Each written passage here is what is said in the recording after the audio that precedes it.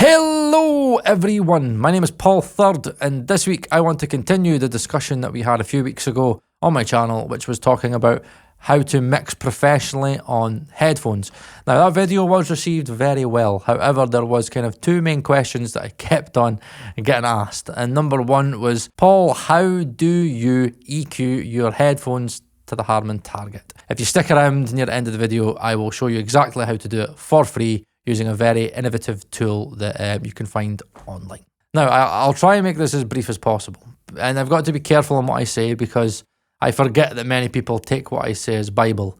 And there's there might be the odd occasion where I could be pretty brief and overgeneralized about things. In regards to when I talk about Sonarworks headphone EQ correction and I say that I don't really understand it as it like flattens the EQ curve. It doesn't flatten the curve, it isn't completely flat.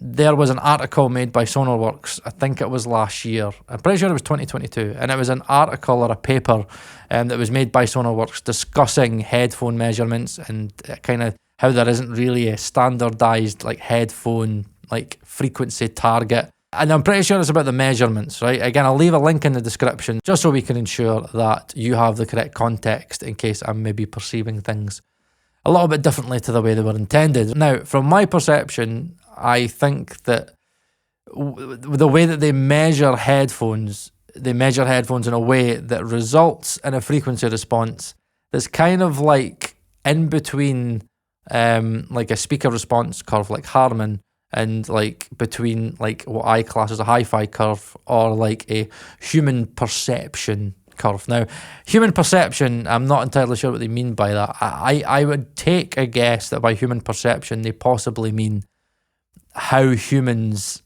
prefer to listen to music, and I think that's why many headphones don't come standard, like with their frequency response tailored to the Harman curve. And the Harman curve, if you haven't watched that video, is a frequency curve or a frequency target for headphones that is related to speaker response in a acoustically treated room. So if you are using headphones that are EQ'd to Harman, then theoretically your mixes should translate pretty well to speakers, right? That's the kind of whole idea behind it, and that's why myself and professional mix engineers like Emre Çelik, mix with their headphones specifically tailored to a Harman curve. The issue that I've got with Sonarworks, and again I'll see if I can try and show you here, is that as you can see, right here is like a Harman-Sundara curve tailored to Harman, right? So this is one that Emre made, but again I'll show you how you can make it later on in the video. And this is the Sonarworks correction of the Harman-Sundara. So as you can see, like from first glance, it's like, that actually does look pretty similar to Harman. However, if you look closely, you can see that actually there is quite a few big differences, especially in the high end. And as you can see, the low end isn't right, and you can see where the dip in the lows occurs as well. Again, it's off. So as you can kind of see, it's not really to Harman. And what I find with this kind of Sonarworks target that they've got, it must be the SR curve must be their target curve. It's with the correction, mixes just sound really dull. And you can see in the graphs that like the Sonarworks like calibration rolls off a crap ton of high end compared to Harman. And a lot of the times it's a little bit anemic in the bass. It normally doesn't really like give you as much of a bass lift. And I think that the issue with the Sonarworks calibration is that whilst it's got its own like SR kind of target measurement curve or whatever for the frequency response that they measure the headphones at, it's still flattening the curve that they've measured. And it tells you in Sonarworks, it's telling you what the calibration is doing in the flat. It's like correcting in the way that we like have always thought it does. And again, it shows you on the graph and it's telling you that it's a mirrored correction. So if you've got, again, a 5 dB peak, it's going to give you a 5 dB dip. However, where people are correct, and I would agree, maybe this is where the confusion's coming in, when they say flat, and again, this is in the article as well, by flat, they mean flat as in neutral, as in a neutral sounding kind of near field monitor setup in an acoustically treated room. That's what they're calling flat. And I think the reason that is because the measured frequency response of the headphones isn't what we would see like on the back of the box or like from the manufacturer. It's a measured frequency response that when corrected in that mirrored fashion will result in a target curve, which I believe is what I would class as a middle ground between the Harman curve and what I would class as a hi-fi curve, which is kind of human perception. However, I will say one of the big issues in regards to like hi-fi curves is that it's very, very, very varying. And again, there's many headphones that do sound very different, and there are very varying kind of profiles that many people may perceive better than others. And I think that's why Sonarworks in the article is talking about, we need a standardized like headphone EQ target. I mean, even the Harman, for example, like I'm pretty sure we're on like, I want to say 2019 for the over-ear Harman target, but there's been various variations over the years. Because you've got 2019, 2018, there's an in-ear Harman curve as well and target. So even the Harman, again, has been tweaked over the years. It's like not completely set in stone, because again, you might find next year or 2 years it might maybe be tweaked again as they kind of continue to do all their research and testing. The thing is with, target curves for headphones is that there's actually a lot. It's not just Harman.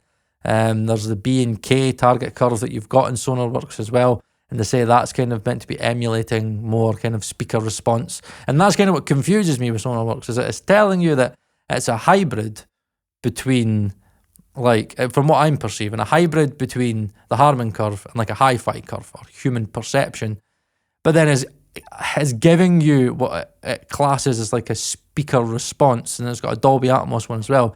But the B and K speaker response one, I'm like, when I look at what that's doing, it's basically just a tilt, so it's giving you more lows and less highs. But the highs in the Sonarworks calibration is already, in my opinion, from all the kind of different varying kind of EQ calibrations that I've seen in Sonarworks, the high end's always dipping too much. It's always too much of a high end roll off. And then when you add in this kind of speaker curve as well on top of that, it's doing it even more. And in regards to like my experience using Sonarworks, it never ever translated for me, because it made things sound too dull. And if things sound too dull, then you're always going to overhype your EQ, you're going to add more top end. And I can vouch from experience that I did that. I remember I mixed a song called Change. I had the Bose headphones using the Sonarworks correction, and I remember I gave it to Marcel, my mastering engineer now. That was the very first record we worked on together. And he was like, well, no, he sent me the mix, if I recall, and I was like, Marcel, this is sounding like a bit dark sounding. This is something really dark. And he was like being polite, like, well, it's maybe just a bit on the bright side, Paul. And he did the right thing where he was like, Paul, I'm kind of comparing it to other genres on kind of Spotify and stuff and playlists and kind of big artists and big kind of records that are in that genre. And yeah, it just sounds a bit, your mix is a little bit bright. But me being me thinking, yeah, but I've got Sonarworks. Oh, I've got Sonarworks and this is right. Yes, I mixed it too bright, and it was because of Sonarworks. And I've actually got a video that I did comparing like AB examples or ABC examples of the Sonarworks curve or correction, Acustica Sienna and real phones. And even in those examples, you could hear how dull Sonarworks correction was. And, people could say, well, you could use a tilt, but I'm like, but how does somebody that doesn't know anything about EQ correction know what they're meant to be listening for? That's the difficulty. If you're a speaker guy and you're going to headphones, or again, if possibly like you're new to the game, you're trusting that this is going to give you results, it's going to translate to speakers. And I think this is kind of a very difficult thing about headphones, is that you've got the kind of audiophile guys that are like, I just want music to sound as best as physically possible in headphones. And you've got guys like me that are like, well, unfortunately, if I'm going to be a professional mixer, I need translation to monitors. So I need a headphone EQ correction or a frequency curve for my headphones that's going to translate to speakers because that's my career. I need translation. And again, sometimes that could be a little bit of, where we kind of like butt heads a little bit, the audiophile guys and, the sound engineers. And they're both valid points. I totally understand why audiophile guys are like, why do I care about like speaker translation? I just want the music to sound the best as physically possible through the headphones. I don't give a crap about monitors. I only listen on headphones. So there's a reason why, there is like kind of hi-fi curves, which is normally what you'll find most headphones come as stock. And, there's a reason why there's a, Harman curve and like a curve related to speaker response. So for me, Sonarworks kind of trying to have this SR curve that kind of fits in the middle. It doesn't really work for me. And I kind of feel that, from what I read, the kind of mirrored correction that Sonarworks does, they say you kind of need to kind of get rid of all these kind of notches and peaks, because I think they say that can cause masking in the frequency response. However, speak to guys like Emre, or again, probably like one of the biggest audio geeks on the planet, Amir from Audio Science Review. Even like he's commented on a few things and said, really, the best way to kind of EQ to Harman would be just to kind of focus on the biggest kind of areas and don't go daft with EQ moves and not too many bands, and just kind of more broad brush strokes. So it is kind of very subjective, and there has been people that have told me that they've used Sonarworks for years with their headphones and they've not had an issue with translation. So you could tune your ears to that, but for me and many others, it's not Harman, it's not hi-fi, it just doesn't sound right. And it's, for me, if you're a mixing engineer, I just wouldn't advise Sonarworks headphone EQ correction. I would advise a Harman curve, because that's what I've used, that's what Emre uses, that's what loads of other people I know use. And yeah, I've got to advise like what I believe in and what my experience is telling me. Like, I don't get any issues from clients in regards to tonal balances.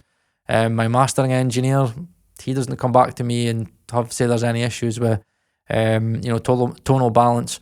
I used to have tonal balance issues, and that came from Sonarworks.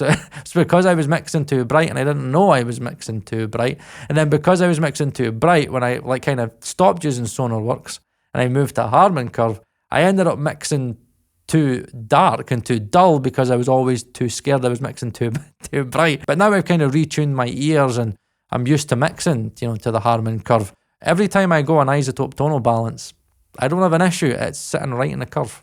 Even the Sonable one, I just don't have any issues, and neither does Emre. But that doesn't mean to say that because me and a few other guys state that, Harman is probably the best for, getting good translation when mixing on headphones, doesn't mean to say that you can't get good results from Sonarworks. It's just that I've personally used it, had bad results. I think it sounds dull. Again, if you listen to the AB examples in that video that I made, you'll hear it as well. You can physically see it in the frequency response as well. So yeah, that's just my opinion, and I'm not a way to advise something that I don't necessarily agree with. Right, so that's a Sonarworks thing done. Hopefully that's kind of cleared. Hopefully that's cleared a few things up. Let's move on to how you can EQ your headphones to the Harman curve for free. Let's jump straight into the computer. Right, okay, so really simple. All you're going to do is you're going to go to Google, or you're going to go to whatever your search engine is and type auto EQing. And then from there, you're going to try and find this website here, Automatic Headphone Equalization. Now, this is really simple. You just type in, whatever kind of headphones you've got. So, for example, we'll put in HOFA Sindara in.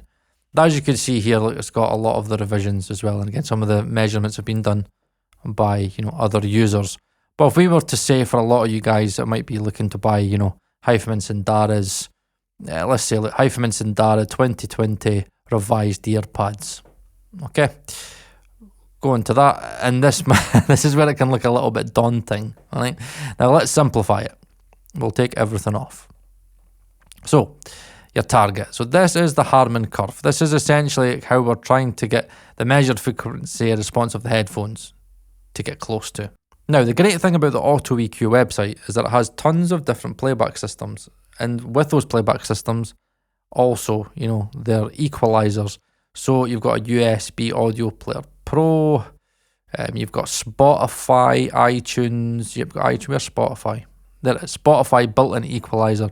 So for example, you could be listening to Spotify and you could have the EQ, well, Spotify's own built-in EQ with its own set fixed parameters, and you could have an EQ that's going to get you close to the Harman, and again you can just switch it on, and you know every single time that you listen to your headphones through Spotify, you know you're going to have a profile that's close to Harman, as close as you can get it.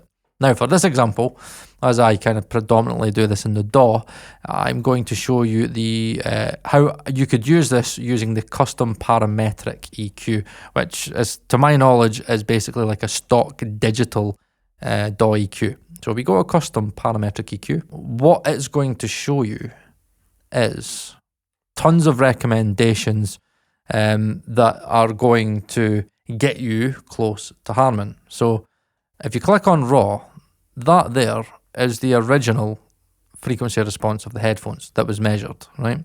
So as we can see, we've got a anemic bass, but actually, on the whole, the Sindara's, the revised earpad versions, are actually very close to Harman in the high ends and the mids, all right? It's just kind of the low end that's kind of missing. So if we remove the raw and we click equalized, we can see what these have kind of offered us. Now, what's really interesting about auto EQ is that it is adaptive, and what it does is it will give you a Harman curve based on the filters that you tell it that you need. So for example, you might be like going, that doesn't make any sense, but that's because you've asked it to include a high shelf, but it doesn't need a high shelf. So take away the high shelf. If you take away the high shelf, it adapts itself, and as you can see, voila, there we go. There is like nearly a perfect Harman curve. However, do we really need all these bands to be doing what they're doing in regards to their boosts and their cuts? As you can see, like we're taking a big 12.3 dB shelf and then, you know, dipping minus 8 dB at 47 hertz, sorry. That's kind of unnecessary, and again, we've got to think about phase shifting as well. So this is where this is handy, right? This kind of minimum and maximum. So what I'm going to do is I'm going to set this for this low shelf to be a minimum of 20 hertz, okay? As you can see, it's changed it and it's got us even closer in that low end. But what I'm going to do is I'm going to set the minimums of the rest of the filters, the other three, to be a minimum of 100 hertz. So the adaptive EQ of auto EQ, and that's why it's called auto EQ, by the way, if anybody's not noticed, will adapt accordingly. So as we could see, we've got a pretty close Harman curve, but it's not close enough. So what do? We adapt the Q. So a minimum Q of 0.1 and a max Q of 1. Voila, auto EQ has adjusted. Because again, look, auto EQ is working with the parameters that you give it. Right? So we have changed the shelf from a minimum of 20 hertz all the way up to 105 hertz. And as we can see, we've got pretty much a near kind of perfect kind of Harman frequency response. But if we look down here at the bottom, see how we've kind of controlled the frequencies a little bit more. So we've got kind of one big phase shift with a low shelf. But again, we're not kind of doing two, like a one big phase shift followed by another big phase shift in a kind of the same range. We've got, again, like minus 2 dB, minus 2 dB, plus 2 dB. Now, be very, very careful, because if you're using, for example, say something like Pro Q3. Now, this is Emra's adjustment for the Hyphamans that we were using. Now, we had Hyphaman headphones that were pre-2020. They were older, they didn't have the earpad adjustment, so it was different. But again, as you can see, look, 3 bands. Again, look, utilising that kind of low shelf where possible, and again, just kind of wide kind of boosts and dips. So as we can see, it's really easy to use. There's our target, there's equalised. That's what it's doing. That's, if we take that off, that's what we had before. We add that EQ in with the parameters that we've given it, which again is basically like a minimum Q right to the very like 0.1 all the way up to like a max Q of a EQ. And then we take the raw off, we do the equalize, bang, happy days, look at that. One big shelf boost, and then again, 3 little kind of little moves here, and you've got yourself Harman. Now, if you want to go even more kind of pedantic, what you can do is you can try and say, right, I only want to try this with 3 bands. So if you say, right, let's see what it would do with 3 bands. Let's see if we can get away with 3 bands. Now, as you can see, we could still get pretty damn close to Harman with just 3 bands. But again, we could even just try it with 2 bands. Like, what would it give us with 2 bands? And even still, with just, 2 bands, we could still get relatively close to Harman, but we can get even closer if we were to kind of go up to 4. And you might even get even closer if you go up to 5. And that's something you need to play about with. But as you can see here, you could still get pretty close to Harman with just 2 bands. But again, it depends on how close the original measure is to the original target. So there you have it. That is how you can EQ your headphones, obviously as long as they're on the list. But I'm just going to let you, again, look, this is, look, it has got fucking, like, nearly everything. Like, this is like their baby. So they've got, like, measured as many headphones as physically possible. It's crazy. So yeah, that's how you do it. Have a play about with it. Use the visualizers as much as you can. Use your ears. And yes, that's how you can EQ your headphones to Harman using Auto EQ, which is absolutely free. That's been me. My name's Paul Third, and I'll see you whenever I see you.